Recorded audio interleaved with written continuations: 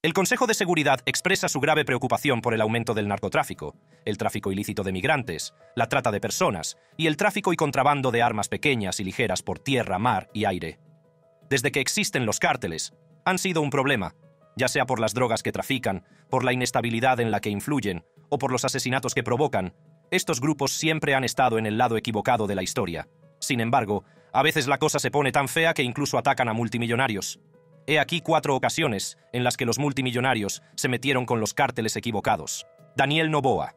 En primer lugar, adentrémonos en la apasionante historia de Daniel Noboa, recién elegido presidente de Ecuador y heredero de un imperio basado en la exportación de bananas, que se enfrenta a los formidables cárteles de la droga que han asolado la nación. En esta impactante historia de poder y violencia, somos testigos de cómo el hijo de un multimillonario, Daniel Noboa, se enfrenta al reto de restaurar la paz y la seguridad en un país desgarrado por la violencia relacionada con las drogas. Ecuador, situado entre los 2 mayores productores de cocaína del mundo, Colombia y Perú, se ha convertido en un punto caliente para los cárteles transnacionales. En los últimos años, Ecuador, antes considerado un remanso de paz en América Latina, se ha visto envuelto en una ola de violencia sin precedentes vinculada al narcotráfico. Esta pequeña nación, con una población de 18 millones de habitantes, se encuentra atrapada entre Colombia y Perú, los 2 mayores productores de cocaína del mundo. Como consecuencia, Ecuador se ha convertido en un objetivo prioritario de los cárteles transnacionales, que utilizan sus puertos para enviar cocaína a Estados Unidos y Europa. Las consecuencias han sido devastadoras. El país ha experimentado un aumento de los homicidios y se ha convertido en una de las naciones más mortíferas del mundo. La campaña electoral que condujo a la presidencia de Daniel Noboa estuvo marcada por la tragedia y el miedo.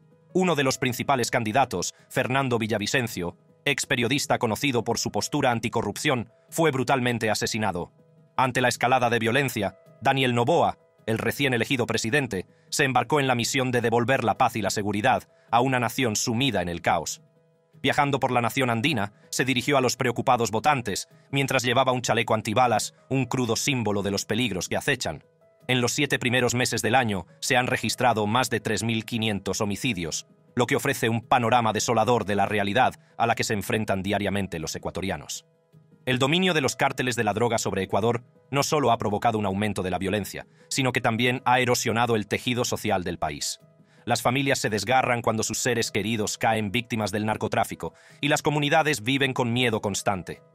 Las calles, antaño pacíficas, se han convertido en campos de batalla, con civiles inocentes atrapados en el fuego cruzado. El impacto del narcotráfico va más allá de la pérdida de vidas. Se ha infiltrado en todos los aspectos de la sociedad ecuatoriana, corrompiendo las instituciones y fomentando una cultura del miedo y la impunidad. La influencia de los cárteles llega hasta las más altas esferas del poder, lo que dificulta la lucha contra este problema omnipresente. La lucha contra el narcotráfico no se limita a la aplicación de la ley, sino que requiere un enfoque integral que aborde las causas profundas y desmantele las redes que permiten prosperar a los cárteles. Las consecuencias del narcotráfico no se limitan a la violencia dentro de las fronteras de Ecuador. El tráfico ilícito de drogas tiene implicaciones de largo alcance, ya que alimenta el crimen organizado, desestabiliza a los países vecinos y contribuye a la epidemia mundial de drogas. La situación estratégica de Ecuador como punto de tránsito lo ha convertido en un actor clave del comercio internacional de drogas, atrayendo a mafias extranjeras de Colombia, México y Europa. Estas organizaciones criminales, en alianza con bandas locales, libran brutales guerras por el control de las lucrativas rutas de la droga, exacerbando aún más la violencia y la inestabilidad en la región.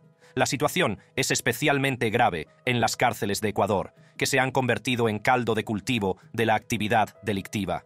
Los enfrentamientos entre reclusos han causado más de 460 muertes desde febrero de 2021, muchas de ellas decapitadas o quemadas vivas. Las prisiones se han convertido en centros de reclutamiento para grupos criminales, perpetuando aún más el ciclo de violencia.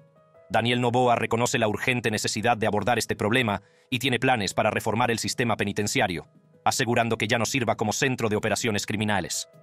Al asumir la presidencia, Daniel Noboa lo hace con el firme compromiso de hacer frente a la violencia relacionada con los cárteles de la droga que ha asolado Ecuador. En su búsqueda por restaurar la paz y la seguridad en Ecuador, el presidente Daniel Noboa ha presentado un plan audaz y exhaustivo para hacer frente a la violencia relacionada con los cárteles de la droga que ha asolado la nación. Reconociendo la urgente necesidad de actuar, Noboa ha esbozado una serie de medidas destinadas a desmantelar las redes criminales y garantizar la seguridad de los ciudadanos ecuatorianos. Uno de los pilares clave de la estrategia de Noboa es la militarización de puertos y fronteras, mediante el refuerzo de las fuerzas de seguridad y el despliegue de personal militar en estos puntos de entrada cruciales. El gobierno pretende interrumpir el flujo de drogas y armas que alimentan las operaciones de los cárteles. Esta mayor presencia actuará como elemento disuasorio, enviando un mensaje claro a las organizaciones criminales de que sus actividades no quedarán sin control. Además de la militarización de puertos y fronteras, Noboa se ha comprometido a proteger las rutas estratégicas de exportación y comercio, reconociendo que los cárteles dependen de estas rutas para transportar sus mercancías ilícitas. El gobierno aplicará estrictas medidas de seguridad para garantizar el paso seguro del comercio legítimo, al tiempo que se toman medidas enérgicas contra las actividades ilegales. Al salvaguardar estas vías vitales para la economía, Noboa pretende no solo interrumpir las operaciones de los cárteles, sino también reforzar la economía del país y restablecer la confianza de los inversores. La vigilancia ciudadana es otro aspecto crucial del plan de Noboa. Al capacitar al pueblo ecuatoriano para que participe activamente en la lucha contra los cárteles de la droga, el gobierno pretende crear una red de ciudadanos vigilantes que puedan denunciar actividades sospechosas y proporcionar información valiosa a los organismos encargados de hacer cumplir la ley. Este enfoque comunitario de la vigilancia no solo mejorará la eficacia de los esfuerzos de las fuerzas del orden, sino que también fomentará un sentido de propiedad y responsabilidad entre la población. Para apoyar estas iniciativas, Noboa tiene previsto crear una agencia nacional de inteligencia que supervisará todas las operaciones de inteligencia, incluida la administración penitenciaria. Esta agencia centralizada garantizará la coordinación y la colaboración entre las distintas agencias de inteligencia, permitiendo una respuesta más eficaz y específica a las actividades de los cárteles. Al racionalizar la recopilación y el análisis de información, el gobierno pretende ir un paso por delante de las organizaciones delictivas y desbaratar sus operaciones a todos los niveles. Abordar el problema de las prisiones es también un componente clave del plan de Noboa. Reconociendo que las prisiones se han convertido en centros de reclutamiento para los grupos criminales, el gobierno pondrá en marcha reformas para impedir que los cárteles operen dentro del sistema penitenciario. Una solución innovadora propuesta por Noboa es la construcción de prisiones flotantes alejadas de la costa. Al mantener a los delincuentes alejados de tierra firme, estas prisiones flotantes limitarán su capacidad para llevar a cabo operaciones de tráfico desde sus celdas y minimizarán su influencia sobre otros reclusos. El enfoque integral de Noboa para hacer frente a la violencia relacionada con los carteles de la droga refleja su determinación de erradicar las redes criminales que han causado estragos en Ecuador.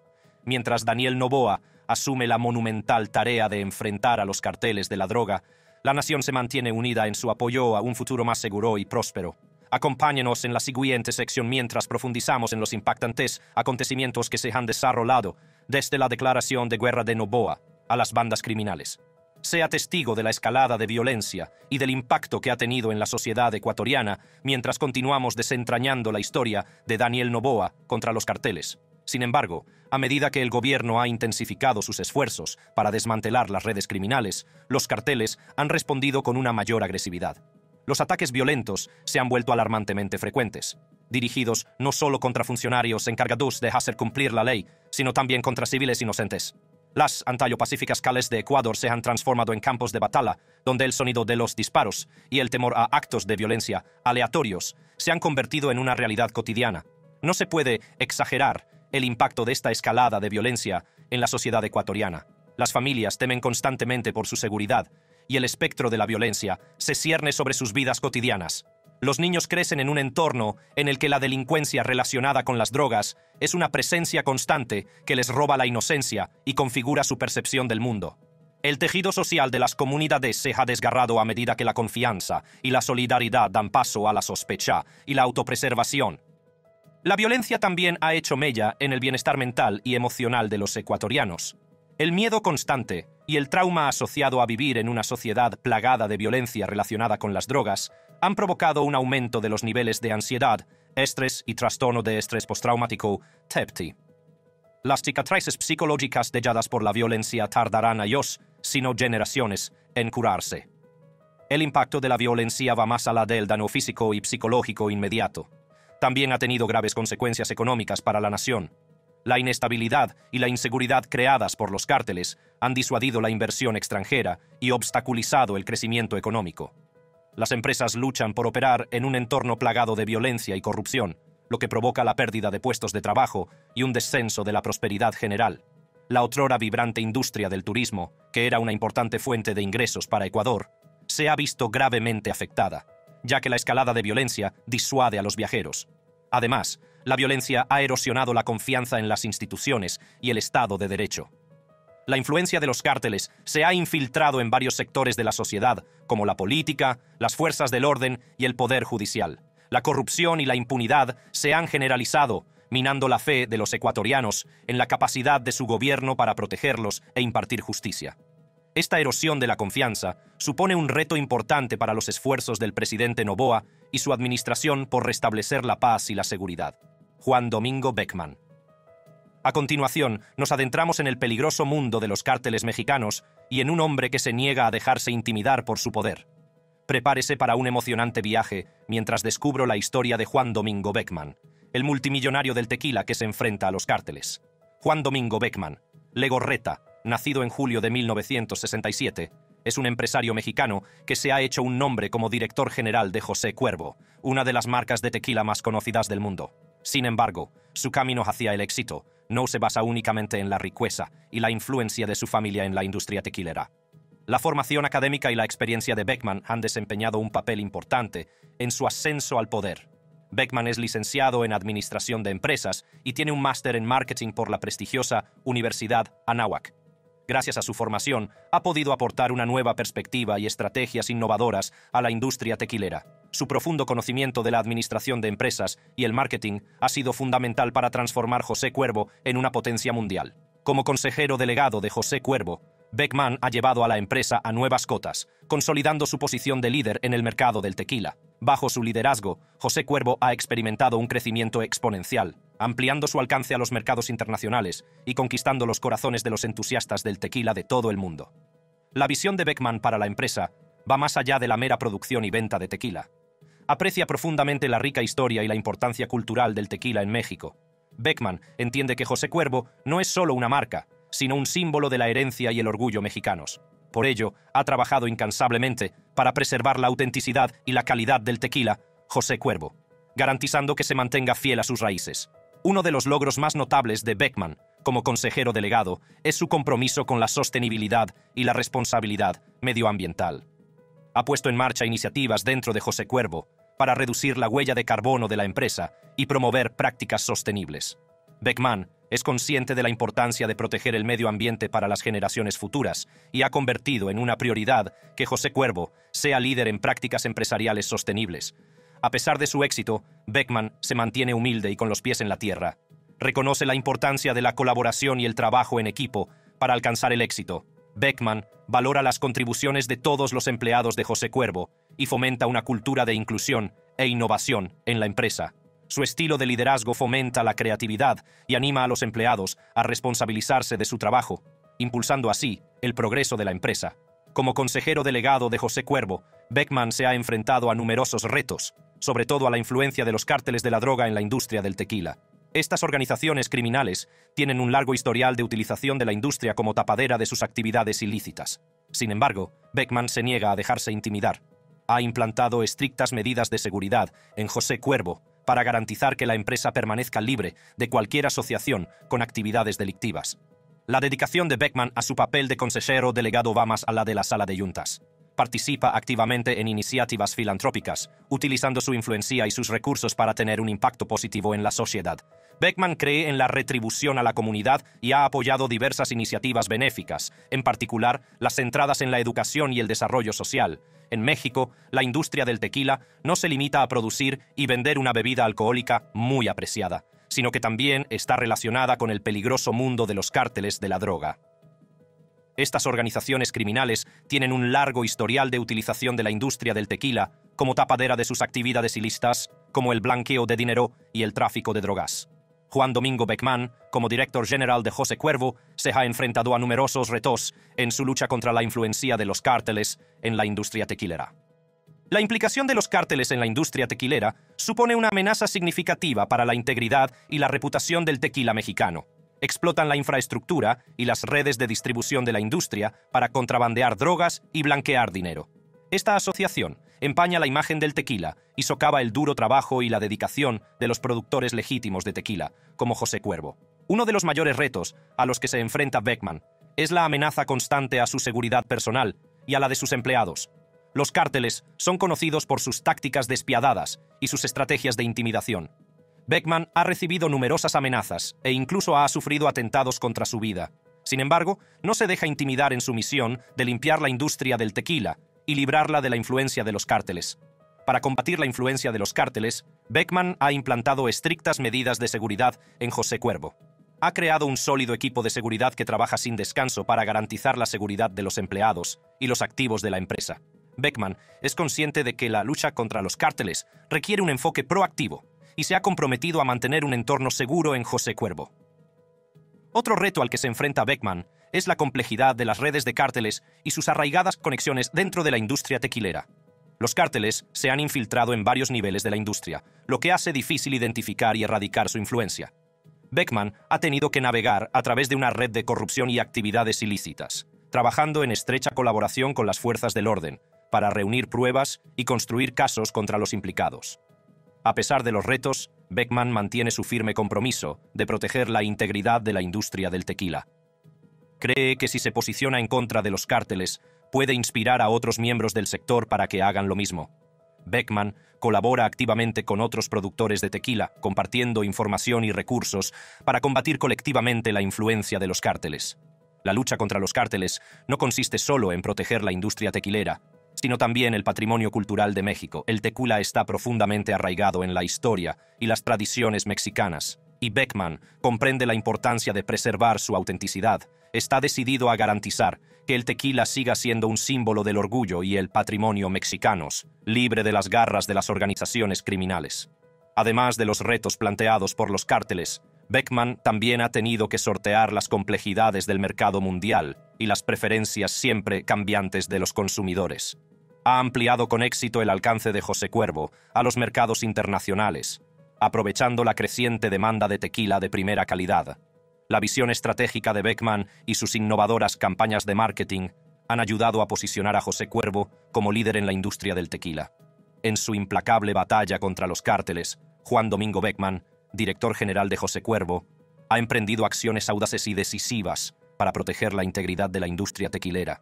Ha colaborado activamente con las autoridades locales y federales, compartiendo información y prestando apoyo en las investigaciones en curso. Al cooperar con las fuerzas del orden, Beckman pretende desmantelar las redes de cárteles que operan en la industria del tequila. Beckman ha sido un firme defensor de las iniciativas destinadas a combatir la influencia de los cárteles. Apoya activamente a organizaciones y campañas que conciencian sobre los peligros de la implicación de los cárteles en la industria del tequila. Además, para garantizar la integridad de la cadena de suministro de José Cuervo, Beckman ha puesto en marcha rigurosas medidas para evitar la infiltración de los cárteles. Ha establecido protocolos estrictos para investigar a los proveedores y distribuidores, llevando a cabo una diligencia debida para asegurarse de que están libres de conexiones con los cárteles. Al mantener una cadena de suministro transparente y segura, Beckman pretende proteger la reputación de José Cuervo y de la industria tequilera en su conjunto. Anatoly Potik contra Boris Viva Neifeld. A continuación, una apasionante historia de crimen y traición que le mantendrá en vilo. Para comprender los espeluznantes acontecimientos que se desencadenaron entre Anatoly Potik y Boris Viva Neifeld, primero debemos adentrarnos en los antecedentes y el ascenso del propio Anatoly Potik. Nacido y criado en Rusia, Potik emergió como una figura prominente en el mundo de los negocios, amasando riqueza e influencia a través de sus diversas empresas. El camino de Potik hacia el éxito comenzó a finales de la década de 1980, durante el tumultuoso periodo del colapso de la Unión Soviética. Cuando el país se transformó en una economía de mercado, Potik aprovechó la oportunidad para sacar partido del cambiante panorama. No tardó en consolidarse como un astuto hombre de negocios, que se desenvolvía con destreza en las complejidades del emergente mercado ruso. Una de las primeras empresas de Potik fue el sector del transporte marítimo. Reconociendo el potencial de crecimiento y rentabilidad, fundó su propia naviera, que más tarde se conocería como TRT International. Bajo la dirección de Potic, TRT International floreció y se estableció como uno de los principales actores del mercado mundial del transporte marítimo. El éxito de la empresa aportó a Potic una inmensa riqueza y consolidó su posición como figura prominente en el mundo de los negocios. Sin embargo, su ascenso al poder no estuvo exento de polémica. Empezaron a circular rumores y susurros sobre sus supuestas conexiones con el crimen organizado, que pintaban una imagen más oscura de sus negocios. Aunque nunca se presentaron pruebas concretas que corroboraran estas afirmaciones, la reputación de Potic como hombre relacionado con el hampa fue en aumento. En esa época, la vida personal de Potic se vio mezclada con sus negocios. Su hija, cuya identidad sigue sin revelarse, contrajo un tumultuoso matrimonio con el magnate naviero Oleg Mitnick. La relación de la pareja se vio empañada por una amarga batalla de divorcio, con millones de dólares en juego. A medida que el proceso de divorcio se intensificaba, Potic se mostró cada vez más desesperado por proteger los intereses financieros de su hija. Así que el empresario ruso se dirigió al jefe mafioso Boris Naifeld con una escalofriante petición: eliminar a su yerno, Oleg Mitnick. El motivo de este siniestro complot era la implicación de Mitnick en un polémico divorcio de $20 millones con la hija de Potic. Sin embargo, lo que comenzó como un plan de asesinato por encargo dio un giro inesperado. Apareció Boris Kotliarsky, un hombre que desempeñaría un papel crucial en el desarrollo de los acontecimientos. Kotliarsky, presunto cómplice del complot, se enteró del retorcido plan de Naifeld, pero en lugar de seguir ciegamente el golpe, Kotliarsky vio una oportunidad de beneficio personal e ideó un enfoque diferente. Kotliarsky sugirió a Naifeld que utilizaran la información sobre el plan para extorsionar a Mitnick. Creía que Mitnick, al enterarse del complot contra él, estaría dispuesto a pagar una prima para garantizar su seguridad. Este giro inesperado convirtió el golpe en un lucrativo chantaje. A medida que se desarrollaba el plan, Naifeld reveló la artera trama a Kotliarsky, quien propuso transmitir la información a Mitnick y convencerle de que pagara por su propia protección. Esta astuta estratagema permitió a Naifeld y Kotliarsky aprovecharse de la situación para obtener beneficios económicos, dando la vuelta a las intenciones originales de Potic. Los detalles de la extorsión siguen siendo un misterio. Sin embargo, se cree que Naifeld y Kotliarsky se dirigieron con éxito a Mitnick con la información, lo que llevó a negociar una importante suma de dinero a cambio de perdonarle la vida. La cantidad exacta y los entresijos del acuerdo siguen siendo objeto de especulación. La implicación de Boris Kotliarsky en este retorcido giro de los acontecimientos plantea interrogantes sobre sus motivaciones y lealtades. ¿Le movía únicamente el beneficio personal o tenía otras razones para traicionar el plan original de Potic? Es posible que las respuestas a estas preguntas nunca se desvelen del todo, lo que añade un aire de intriga a una historia ya de por sí sensacional. A medida que se van desvelando los espeluznantes detalles de la trama y la implicación de Boris Kotliarsky, queda claro que esta historia dista mucho de ser un simple relato de crimen y traición. Es una compleja red de manipulación, codicia y alianzas inesperadas. A medida que se desarrolla la impactante historia de Anatoly Potic contra Boris Viva Naifeld, nos centramos ahora en el apasionante proceso judicial que tuvo lugar. En un tribunal federal de Manhattan se preparó el escenario para la batalla legal entre la acusación y Naifeld, el presunto jefe de la mafia. Al comenzar el proceso, la sala se llenó de expectación, ansiosa por presenciar el desenlace de este enfrentamiento de altos vuelos. Naifeld, conocido por su relación con el crimen organizado, compareció ante la juez federal de Manhattan, Catherine Forrest. Admitió su reputación y su implicación en la trama del golpe, reconociendo sus vínculos con el submundo criminal. La decisión de Naifeld de cooperar con las autoridades con la esperanza de reducir su condena dio un giro inesperado al proceso. En un sorprendente giro de los acontecimientos, Naifeld firmó un acuerdo de culpabilidad que incluía disposiciones de cooperación. Este acuerdo significaba que proporcionaría información valiosa y testificaría en caso necesario, exponiendo potencialmente las actividades delictivas de sus compinches mafiosos rusos. La decisión de cooperar fue un movimiento calculado de Naifeld para asegurarse una condena reducida y protegerse de todo el peso de la ley.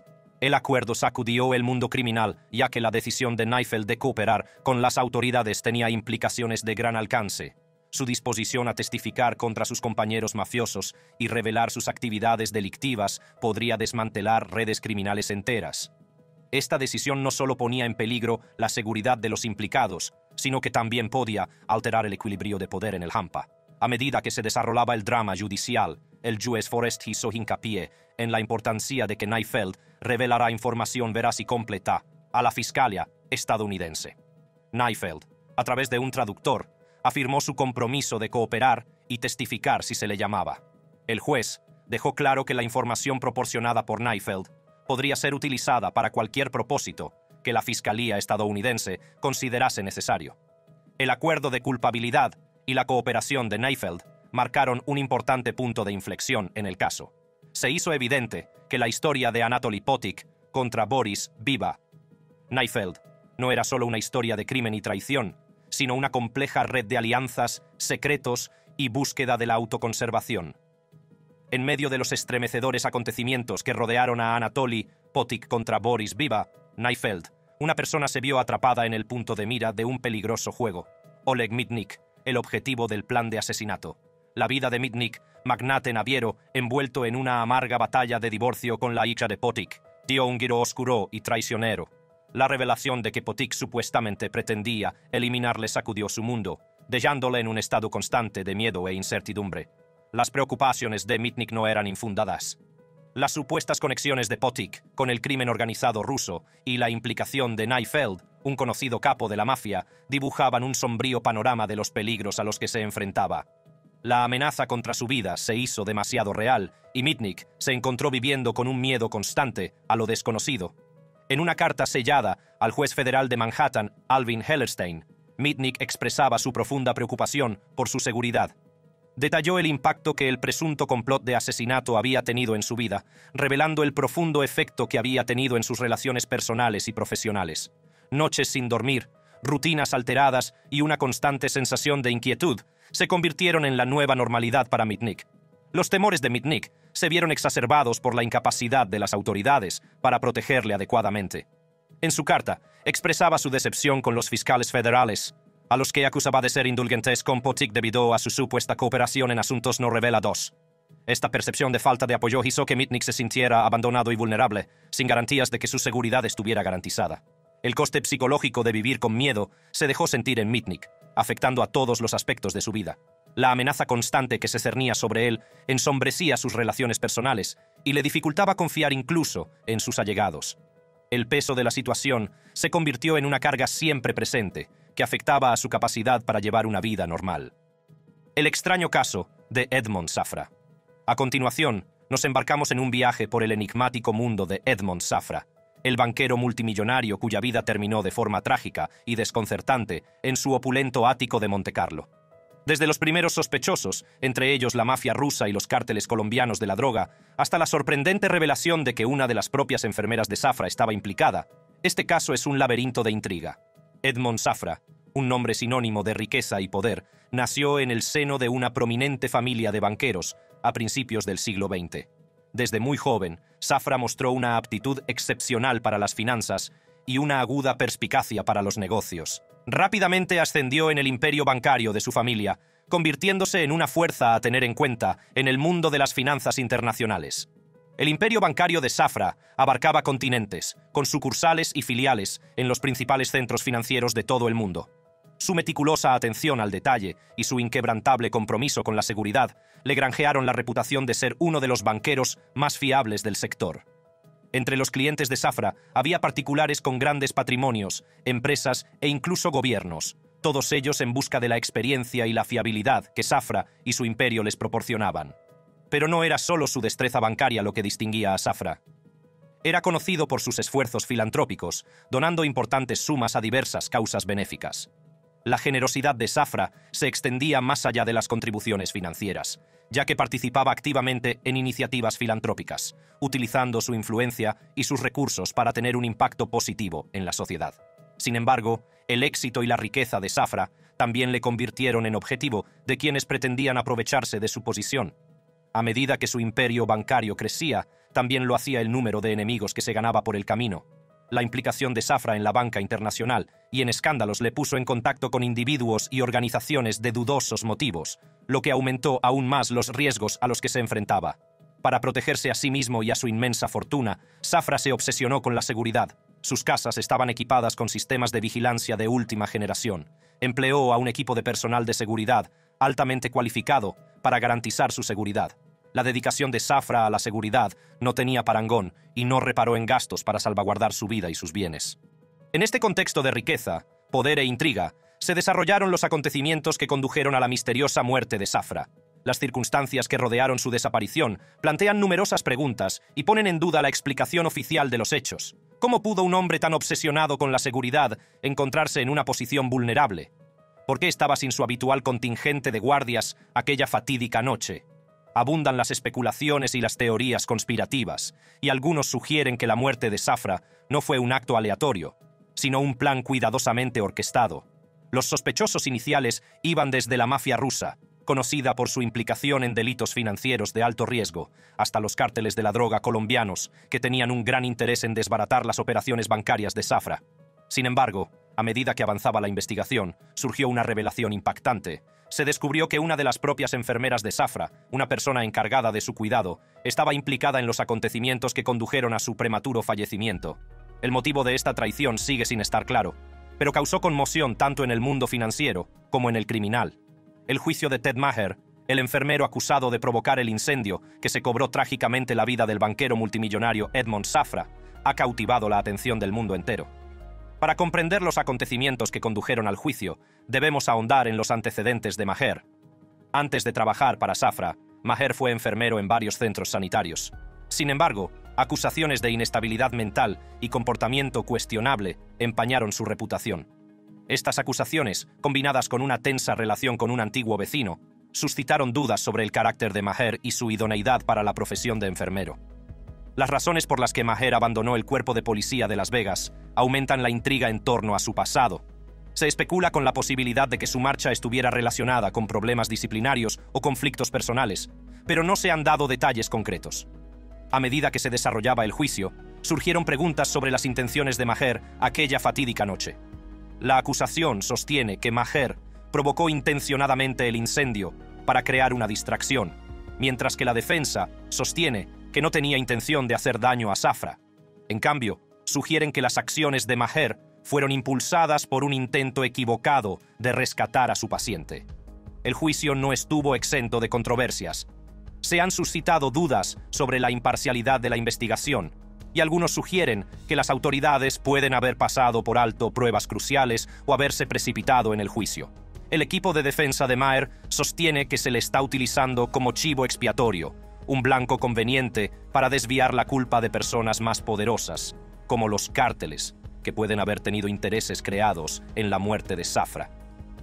Personajes influyentes han apoyado a Maher, entre ellos el famoso escritor Dominick Dunne, que ha expresado públicamente su apoyo. La participación de Dunne añade otra capa de intriga al caso, ya que sus propias experiencias personales con juicios de alto nivel han dado forma a su perspectiva sobre la justicia y la dinámica de poder en juego. Gracias por vernos. Haga clic en los vídeos de su pantalla para ver contenidos similares.